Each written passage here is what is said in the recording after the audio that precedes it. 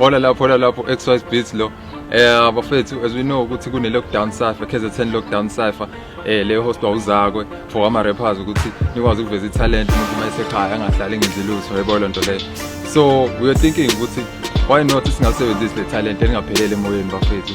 Cela ukukhuluma no producer manje ukuthi why singayenzi lento bafethu iqhubeke phambili yabo iqhubekele phambili ukuze nani no producer nikwazi ukuthi nibe nethuba lokungenelela leshandisa yabo lonto le.